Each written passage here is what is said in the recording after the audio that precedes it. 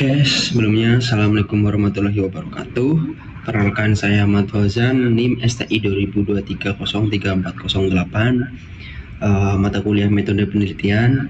Di sini saya akan mereview sebuah paper yang dibutuhkan untuk mengerjakan soal UAS atau ujian akhir semester 6 ini.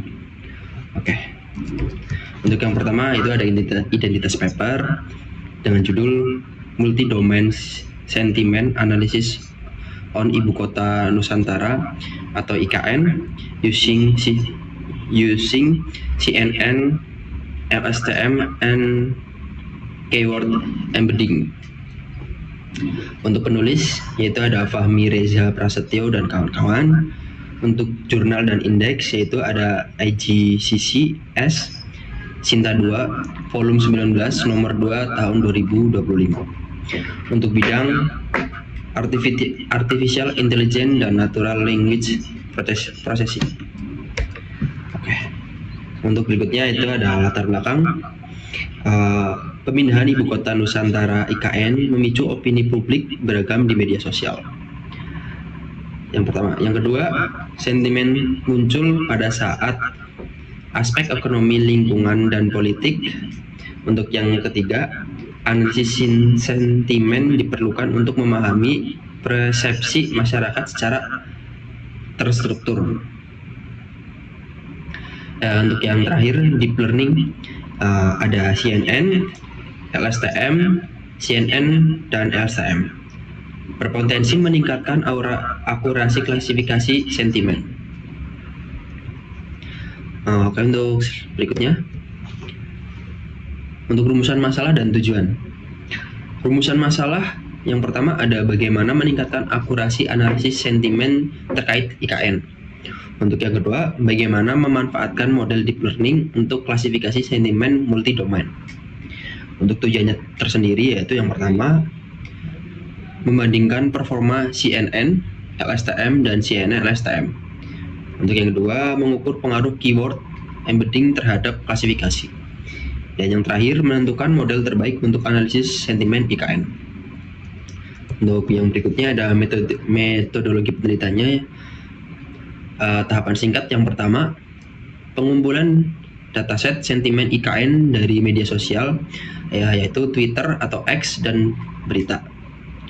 Untuk yang kedua ada processing, tokenisasi, scaffolding, stopboard, dan normalisasi. Untuk yang tiga ada pembagian domain, yang pertama ekonomi, yang kedua lingkungan, dan yang terakhir politik. Berikutnya ada implementasi model, yaitu ada CNN, LSTM, dan hybrid CNN dan LSTM. Untuk yang kelima, integrasi keyword embedding untuk meningkatkan representasi konteks. Untuk yang keenam, evaluasi menggunakan akurasi, precision, recall, dan F1 score. Untuk slide berikutnya ada model yang digunakan.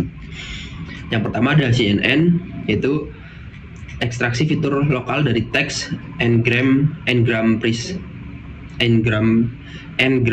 patterns menggunakan konvolasi dan polling.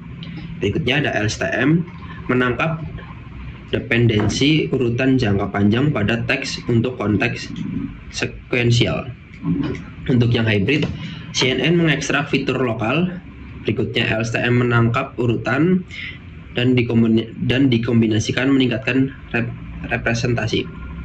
Untuk keyword embeddingnya menanamkan kata kunci domain spesifikasi sebagai fitur tambahan untuk konteks tematik. Oke, untuk hasil penelitiannya yaitu ringkasan hasil utama. CNN dan LSTM menempati peringkat terbaik secara konsisten. Yang kedua, akurasi tertinggi 80,05%. Untuk F1 score tes tertinggi yaitu 87,72%. Keyword embedding meningkatkan performa modeling dibandingkan tanpa embedding. Multi-domain learning mengungguli pendekatan single domain. Oke, untuk analisis hasil itu ada keseimbangan.